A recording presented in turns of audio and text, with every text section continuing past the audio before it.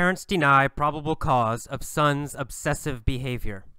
Dear Abby, my nephew, Vincent, is 16 and has had problems with obsessive hand-washing for years. I have enough professional experience to strongly suspect that he suffers from obsessive-compulsive disorder, OCD. My brother and his wife refuse to believe their child has a problem and will not take him to get help. My nephew's hands are chafed and raw, and his parents reprimand him for this behavior when he really needs professional help. His mother is the biggest problem. She nixes all issues that suggest a problem, and my brother will not stand up to her. What can I do? Signed, Worried Aunt in Florida.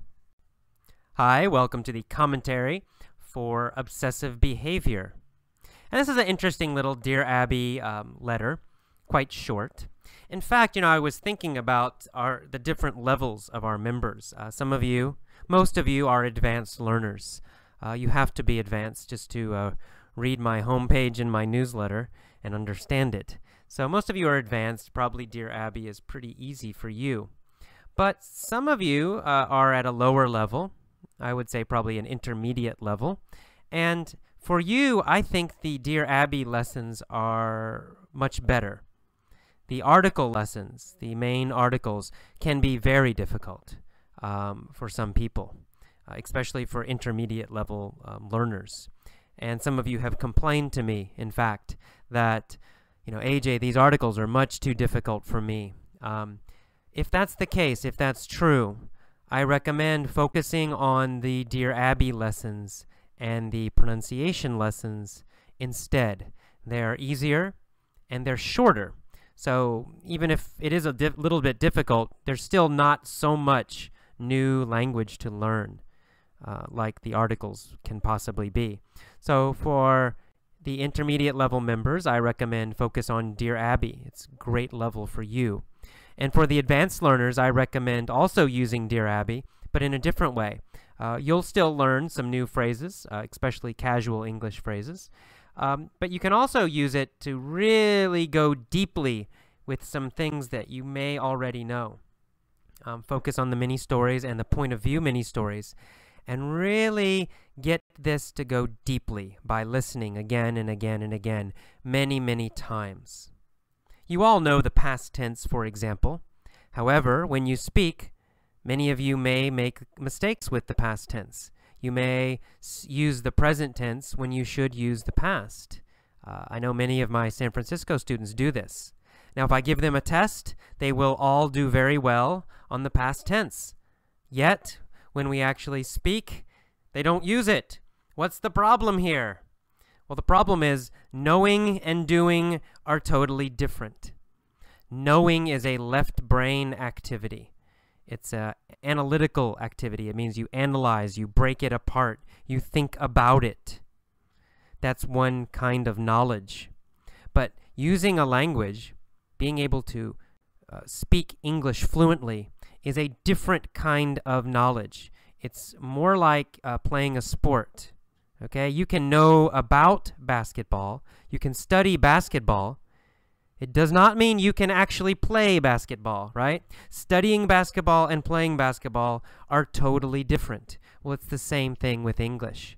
Studying about English, learning the rules, conjugating verbs, taking tests, that is totally different than using English, speaking English fluently, understanding quickly, speaking quickly and correctly.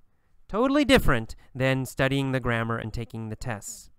This is why I think that obsessive test-taking and obsessing about English in general is very, very bad. I have a lot of students in San Francisco, for example, who obsess about the TOEFL test. That's why my little mini story, it's kind of a joke about those students. Not a mean joke, it's a nice joke. But it's true. There are a lot of students like this. In Japan, oh my God, so many students like this. They're focused on the TOEIC or the TOEFL or the university exam or a grad school exam, but it's always a test. A lot of the people don't seem to care about actually learning English and using it. or about countries that speak English, America or Australia or England. They're not interested in the cultures or the people or communication. It's just this damn test. And they think that if they focus on the test and they do well on the test, that means, now I can use English. Now I can speak English. And they're always very shocked that even if they get a good score on the test, when they actually try to understand Americans, for example, they can't. They can't. So many students come here to San Francisco. They have a good TOEFL exam. They go to the street and someone chats with them, talks with them at a bus stop, and they're confused and they don't know what they're saying.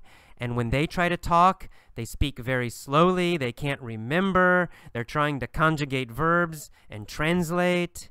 Their pronunciation is terrible. And Americans don't understand them. They try to say something and Americans are confused. What? Huh? What? Huh? And that's a terrible feeling. I know. I had that feeling in Thailand. I would try to use Thai. People could not understand me. I became very upset and frustrated. So you have to separate these ideas. They're different. This idea of studying English, learning the rules, memorizing the grammar, and taking tests, that's one thing. And then the other thing is speaking English fluently, using it correctly, knowing the grammar deep down, feeling what is correct. Feeling, not knowing, feeling when something sounds correct and when it sounds wrong. Speaking with good pronunciation. Speaking without translating. Now that is a different kind of knowledge. It's a skill. And they don't mix very much. The test-taking, analyzing, memorizing part, it's good if you want to, get a PhD and talk about English in your own language. But it's not very good if you actually want to use English. So you've got to focus on using English. And if you want to use English well, just do not obsess about tests. The students who obsess about the TOEFL exam, for example, they're always my worst students. I mean, 95% of the time, when I have a student who is obsessed is kind of the emotion, or I can use it as a verb, to obsess. So if I have a student who obsesses, using it as a verb, who obsesses about the TOEFL exam, for example, I know they're probably going to be quite low. And I also know they're going to learn very slowly. Because if they obsess about the test, that's all they will focus on. And when they obsess about the test, it makes them use different kinds of study methods. What do? Well, they study grammar, so much grammar, grammar books. What else do? They go buy those TOEFL test books, and they take practice TOEFL tests again and again and again. And that's all they do. And that's not natural English. And it's a terrible way to learn a language in general, any language. So, in fact, their TOEFL scores do not improve a lot. Their general speaking ability does not improve at all, usually. And then what else happens? I have another person in my class who just really interested in American culture. They really like being here. And they really want to meet people, and they're excited, and wow, English is interesting, and oh, I love English movies, and oh, American books and are really kind of cool, and oh, they like certain movies and music and culture and blah, blah, blah. Those people learn very quickly. They learn fast. Why? Well, number one, they're listening a lot. They're listening to American movies all the time. They're making American friends, so they're listening to Americans speak English constantly. These people usually study on their own in a different way. They listen to podcasts. They listen to these kinds of lessons on effortless English. They listen to TV shows. That's how they study. The funny thing is that these people also improve on their TOEFL exams. And they improve faster than the people who are obsessed with the TOEFL. And that makes the TOEFL people so frustrated and angry sometimes, right? Here they are, they're studying the TOEFL exam. They're focused on the TOEFL. They're obsessed with the TOEFL, TOEFL, TOEFL, TOEFL. And somebody else is having fun, and the person who has fun improves faster, and they get a better TOEFL score. And they get so upset, some of these students. And they come to me, AJ, my TOEFL, I took it again, and it didn't improve very much. Why am I not getting better? And Seiko over here, she's having fun and making friends and just listening to movies and podcasts, and she did better than me. I don't understand. And then I tell them, well, I try to explain the effortless English method. I try to explain research. But unfortunately, these students, they obsess so much. They're so obsessed with the exam. They can't hear me. They will. It's frustrating for me. I try to tell them, please study in a different way. Learn in a different way. You will have more fun. Your speaking will improve. And you will even do better on the TOEFL exam than you are now. But they don't listen. The students who are really obsessed about exams, they will not listen. It's like a mental disease. I don't know. It's kind of like some kind of craziness. They're so obsessed. It's all they can think about. So I tell them, try the other method. Try Seiko's method. It's working for her. But they won't listen. They'll say, yeah, okay. And the next day I see them. They have their TOEFL exam book, and they're studying the grammar again. And then 2 months later, they take the TOEFL exam, and oh no, I didn't improve very much. Oh, they come back to me. AJ, what should I do? It's the same conversation every time. I have this one student who's Korean who has been doing this for over 1 year. Over 1 year, obsessed with the TOEFL exam, takes the test, does not improve enough, comes back to me, complains, AJ, my TOEFL's not good enough. What should I do? Every time I tell her, well, you should listen to podcasts. You should read interesting books that you like for fun. All the effortless English methods that you know. I tell her, please do this. It will help you. Trust me. And every time she says, and then she ignores me.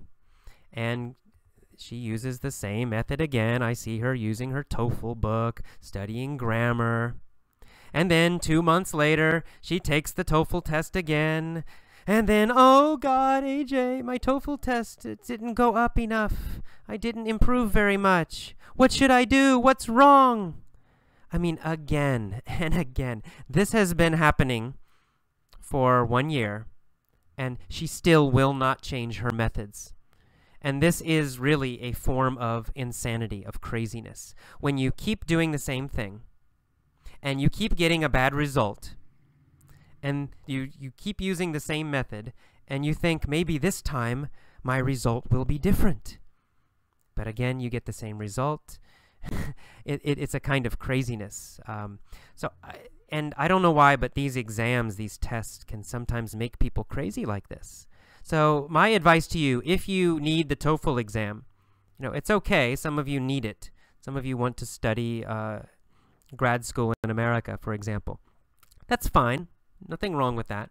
But don't obsess about the test. It will hurt you. You will learn more slowly if you do that. Use the effortless English methods. I guarantee you will learn faster than people who are taking TOEFL classes and studying TOEFL books. Your TOEFL scores will improve better and more and faster than the people who are studying the TOEFL test. I promise you. This is not just my opinion. There's a lot of research about this. The people who focus on the test actually do worse on the test. The people who use effortless methods also do better on tests like the TOEFL exam or the TOEIC. So, you have more fun. You learn faster. You do better on the tests. Your pronunciation is better. You become more fluent. Everything is better if you use an effortless system. So don't obsess about these tests, please. put your TOEFL books to the side, put away your grammar books, use an effortless method, and you will do much better. All right, there's another pep talk for today, I guess. That's the end of the commentary for obsessive behavior. I'll see you on the next lesson. Bye-bye. Okay, welcome to the mini story for the obsessive behavior lesson. Let's get started. Kathy always obsesses about English. She constantly worries about taking the TOEFL test. When she worries, she always rubs her hands together. They are always chafed. Her friend, Gabriel, is the opposite. He always opts to remain relaxed. He always reprimands Kathy. Kathy, stop obsessing about English, damn it! Kathy never stands up to Gabriel directly. She just says, I'm sorry, please don't be mad. Then she says, but let's go to the library now and study English, please. Gabriel always nixes this idea. Hell no, we're not studying English. Kathy feels unsettled, but she says, hesitantly, okay. However, in her head, she silently starts to review English grammar. Then she feels much better. Okay, again, this time with questions. Back to the top. Kathy always obsesses about English. Does she think about English all the time? Yes, that's right. She always thinks about English. Does she think about English in the morning? Yeah, that's right. She always obsesses about English in the morning. Does she think about English during the day?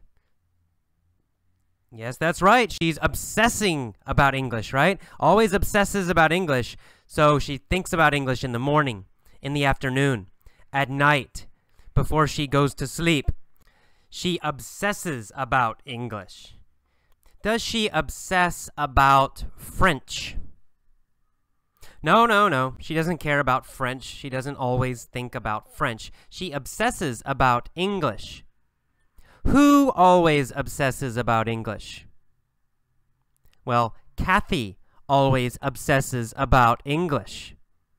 Does Gabriel always obsess about English? No. Gabriel doesn't always obsess about English. Kathy always obsesses about English. She constantly worries about taking the TOEFL test. Does she obsess about the TOEFL test? Yes, she's always obsessed with the TOEFL test. She always obsesses about the TOEFL test. When she worries, she always rubs her hands together. Right? She's always rubbing her hands together when she worries about English, when she obsesses about English. Because she always rubs her hands together, they are always chafed. Are her hands always red? Yes, that's right. Her hands are always chafed. The skin is always red. Is the skin always a little painful? Yeah, that's right. Her hands are always chafed. So her hands are always a little painful. The skin is painful. The skin is a little bit red. Why are her hands always chafed? Well, they're always chafed because she rubs them together when she worries. When she worries about English. Are they chafed because she washes her hands too much? No, that's not why they're chafed. Her hands are not chafed because she washes her hands too much. They're chafed because she rubs her hands together too much. They're chafed because she rubs her hands together. That's why they're red and painful. Now, her friend Gabriel is the opposite. He always opts to remain relaxed. Does he choose to remain relaxed? Yeah, that's right. He opts to be relaxed. He chooses to be relaxed. To opt to means to choose. Now, we usually use opt to with an action. Opt to run. Opt to go shopping.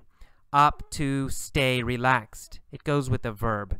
If you're choosing two things, if you have a red phone and a blue phone, you don't say, I opt the red phone.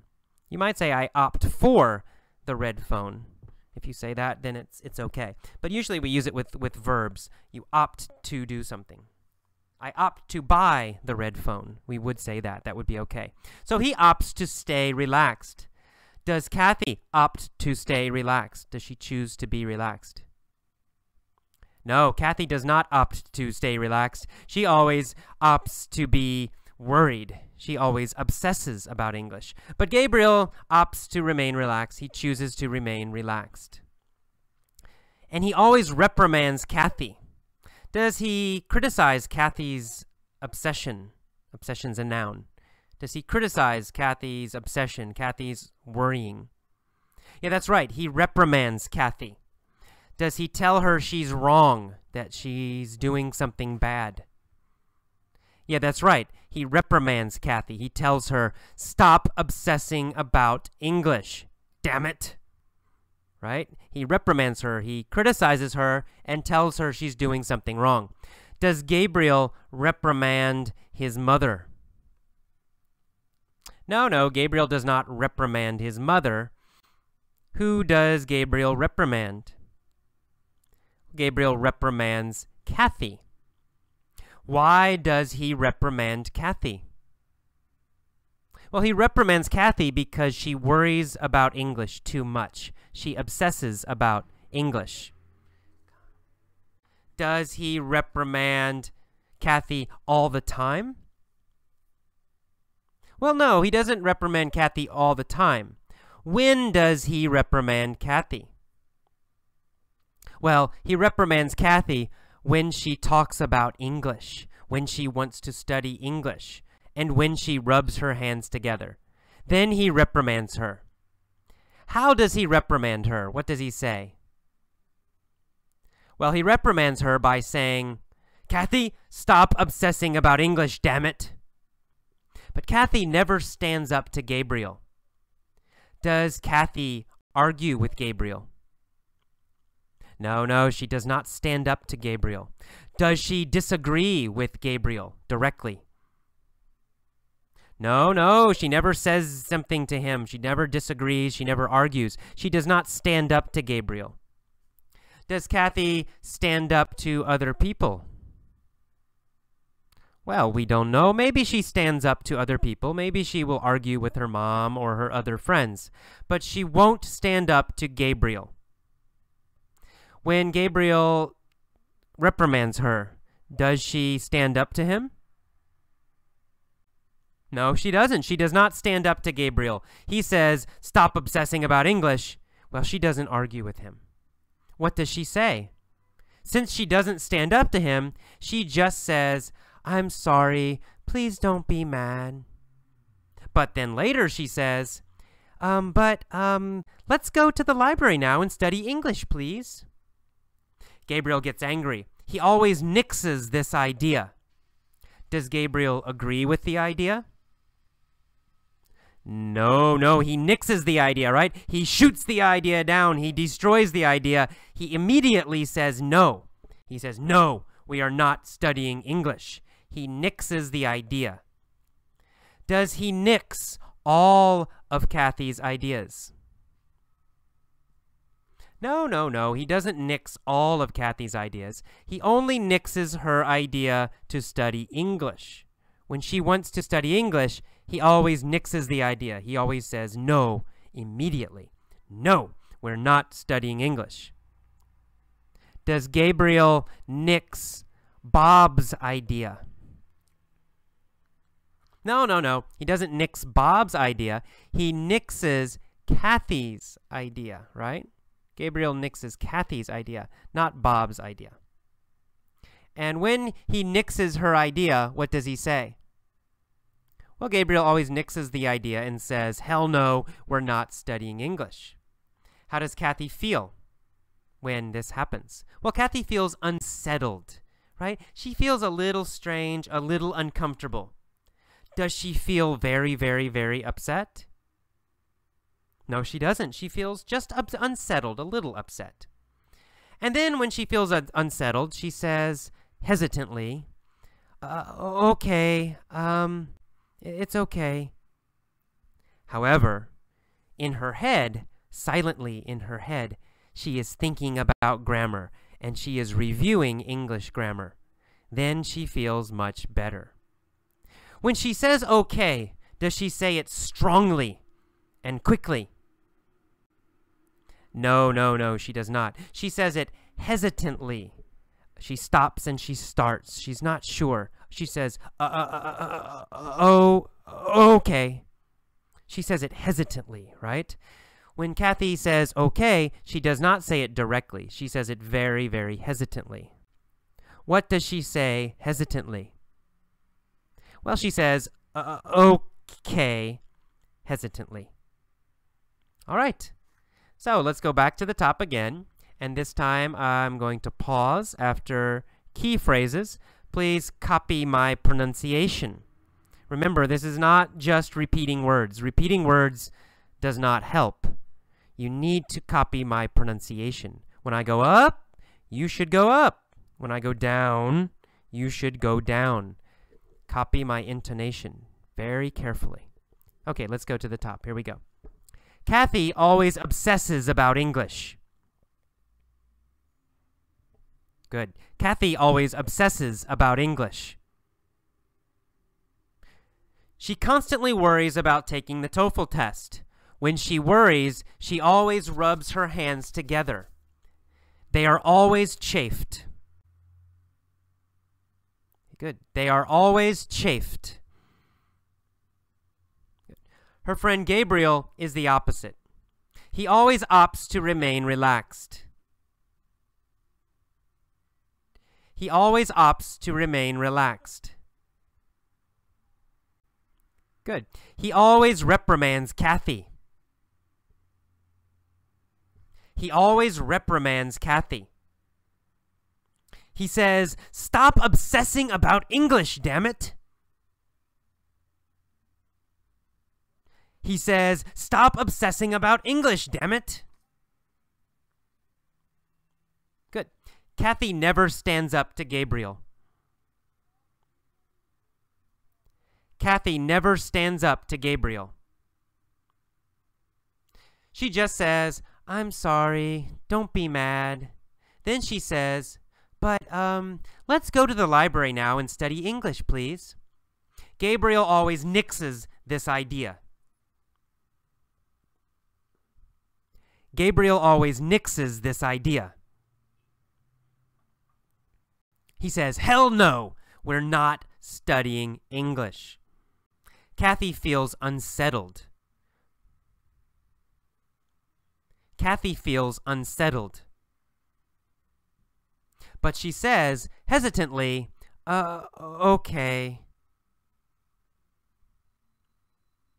But she says, hesitantly, okay. However, in her head, quietly, she starts to review English grammar. Then she feels much better. Okay, that is all for this mini story. Please pause now and try to tell all of the story yourself. Say it out loud, not silently. Say it out loud, speak it out loud. Try to tell all of the story using the new vocabulary and also using the correct pronunciation, the correct intonation. If this is difficult, if you cannot do it, no problem. Just listen again, listen again, listen again. Listening is most important. Okay, good luck. On to the point of view mini stories. Bye-bye. Okay, welcome to the point of view mini stories for obsessive behavior. Let's get started. Same story, now with 3 different versions. The first version, 20 years ago. 20 years ago, there was a woman named Kathy. Kathy always obsessed about English. She constantly worried about taking the TOEFL test. When she worried, she always rubbed her hands together. They were always chafed. Her friend Gabriel was the opposite. He always opted to remain relaxed. He always reprimanded Kathy and said, "Kathy, stop obsessing about English, damn it." Kathy never stood up to Gabriel. She just said, "I'm sorry, don't be mad." Then she said, But let's go to the library now and study English, please. Gabriel always nixed this idea. He'd say, "Hell no, we're not studying English."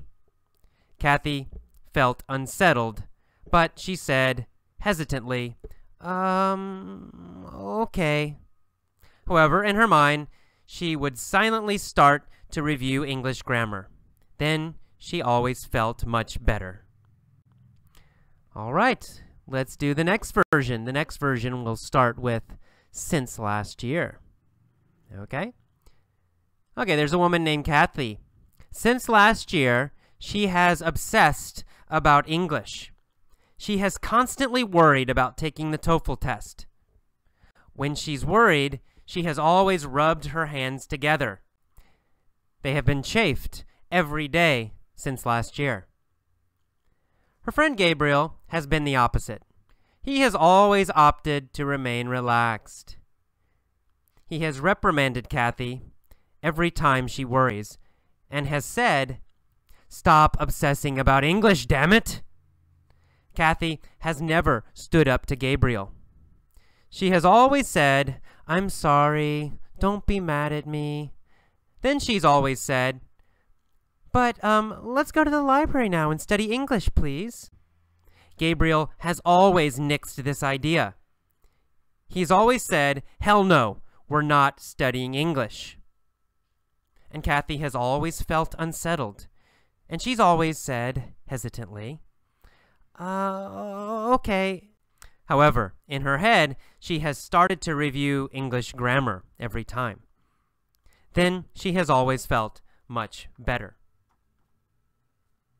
Okay, now did you notice I used the word always a lot in that version? Always, always, always. Why? Why did I always say always? Well, it's because I'm talking about something that started in the past and has continued until now. So I want to say always because I want to make clear that I'm not talking about one specific time, right? I have a conversation here. Kathy, stop obsessing about English, damn it, right? He says this, she says that. Well, if this only happened one time in the past, we would use the simple past, right? I would say, Gabriel said, "Stop obsessing about English." Kathy said, "I'm sorry." But this is a conversation that has happened many times. They always have the same conversation since last year. So 10 months ago, they would have this conversation. And then 5 months ago, they would use the same conversation again, right? So always, almost every day, starting 1 year ago until now, they're always having this same conversation. So that's why I say has said, has always said. Always makes it more clear that it's not something that happened one time, that it's happening repeatedly, has happened repeatedly, starting last year until now. If it was only one time, it would be the past tense. But since it has happened many times, starting last year until now, then we can say has said, has done, etc. Okay. Last version begins with next year. There's a girl named Kathy. Next year, she will always obsess about English because next year she has to take the TOEFL test. Now, when she'll worry, she'll always rub her hands together. They're always going to be chafed.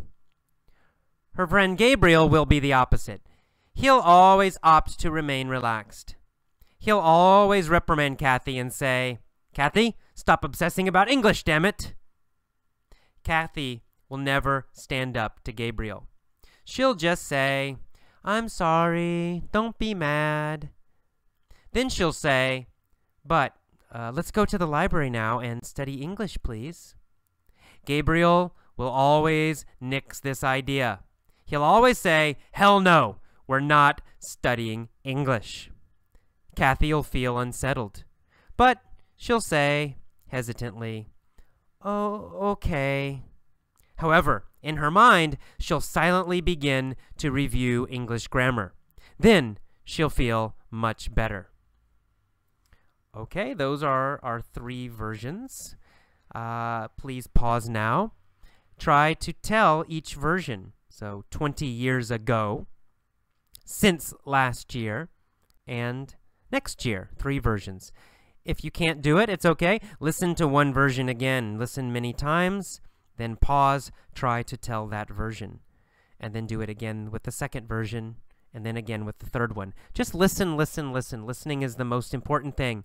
Do not become worried and stressed about perfect grammar. Don't obsess about grammar. Don't be like Kathy, right? Don't obsess about correctness. Don't obsess about being perfect. That is not the purpose of this lesson. Listening is the #1 thing you should do. If you feel relaxed, then okay, pause and try to tell each version yourself. If you feel stressed, don't do that. Just listen. Okay, that's all. I'll see you next time. Bye-bye. Welcome to the vocabulary lesson for obsessive behavior. Let's get started. In the headline, we see the title, Parents Deny Probable Cause of Son's Obsessive Behavior. To deny is to say something is wrong or you don't believe it. So if you deny the cause, it means you won't listen to the cause, or you say the cause is wrong. That's not the cause, that's not the cause. You're denying it. You're saying, no, it's not true. No, it's not true. That's to deny, to deny. Okay, and then probable means probable cause.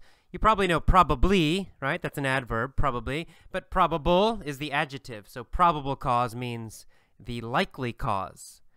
It means it's not 100%, but maybe, 90% we're sure, 90% that this is the cause.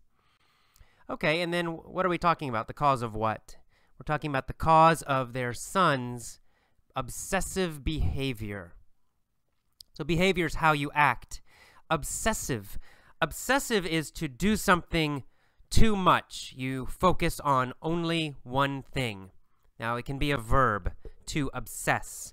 To obsess, yeah, it means you focus on one thing and you think about it all the time.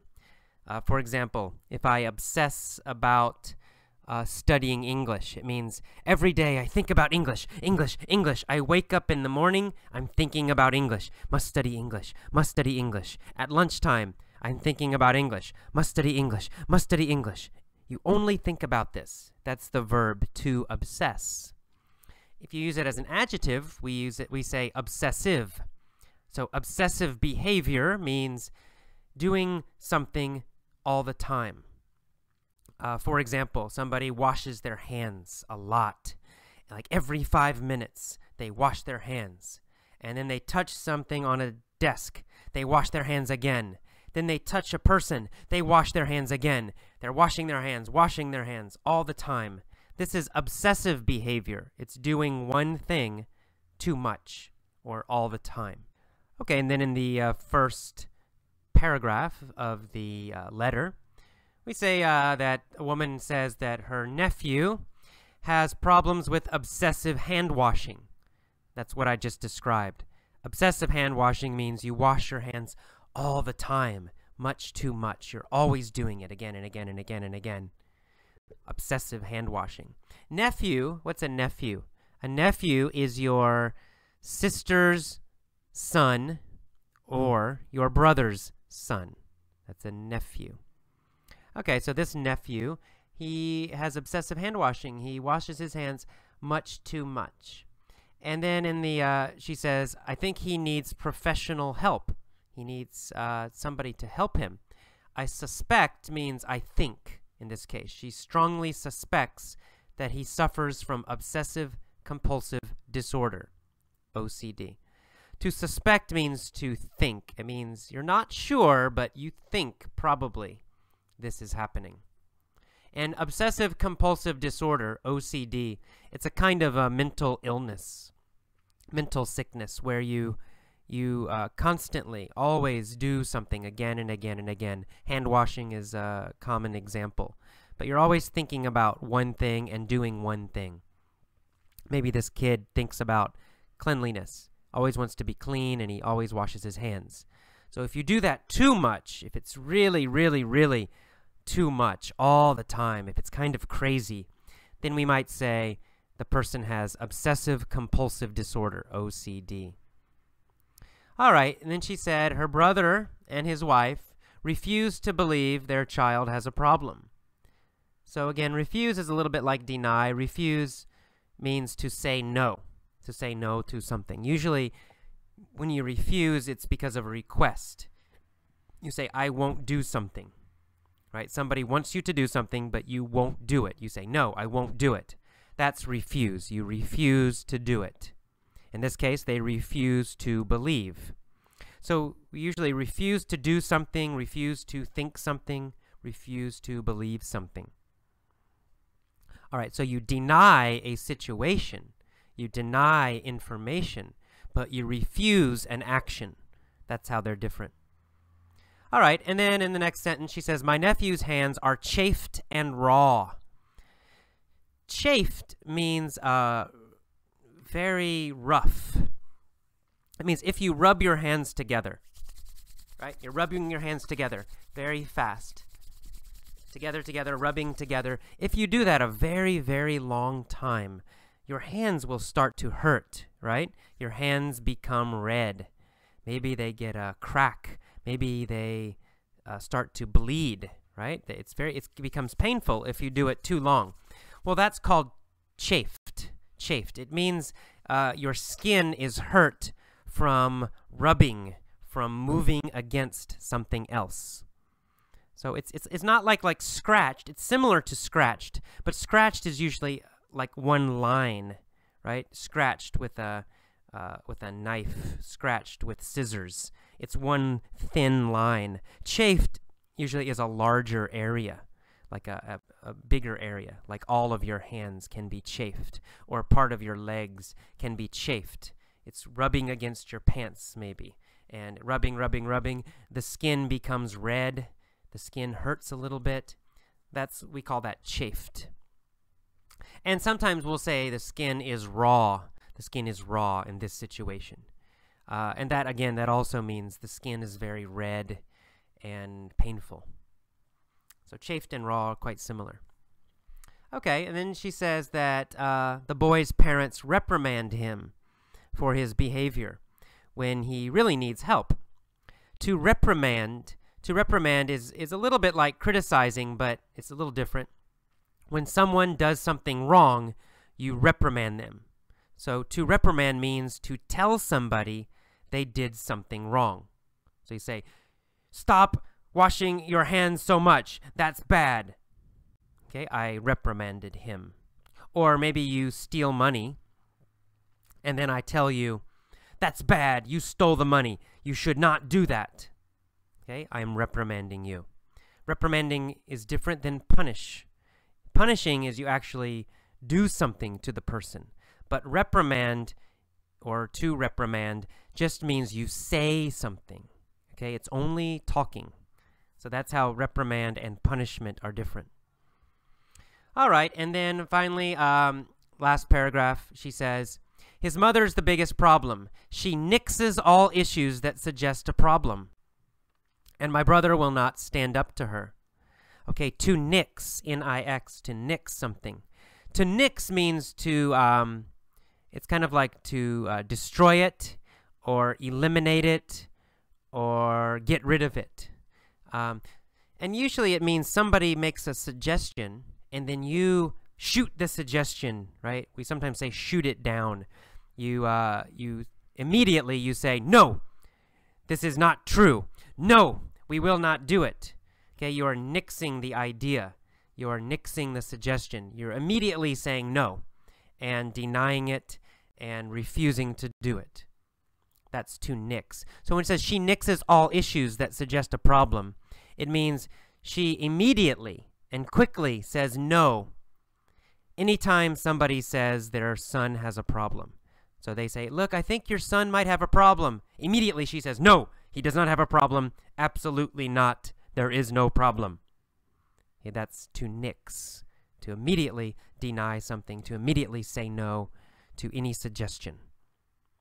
Okay, and finally, she says her brother will not stand up to his wife. To stand up to is a common phrase in English. To stand up to means to go against somebody, maybe argue with them, maybe fight them, but it means you will not be bullied. You won't let somebody else push you around or make you do something. If you stand up to someone, it means somebody else is strong, but you will go against them. You will disagree. You will tell them they're wrong. That's to stand up to somebody. And we sometimes use it in the negative. If you say, he won't stand up to his wife, it means he always says yes to his wife. If his wife says, wash the dishes now, he will say, yes, yes, okay. And if she says, take out the garbage, he says, yes, yes, okay. And if she says, you're stupid, you're ugly, he will say, oh, I'm sorry, right? He won't stand up to her. He won't go against her. He won't argue with her. He won't fight with her. If he does fight with her, if she says, you're ugly and stupid, and then he says, don't call me ugly and stupid. Don't ever say that again, damn it. Okay, now he is standing up to her, right? And you can picture it in your head. To stand up to someone means you stand tall against them. If they're yelling at you, if you sit down and you put your head down, right, it means you're very weak. But if you stand tall, face to face, then you're also strong. So to stand up to someone, it means be strong against somebody else. All right, that is all the vocabulary for this lesson. Move on to the mini story. Thanks.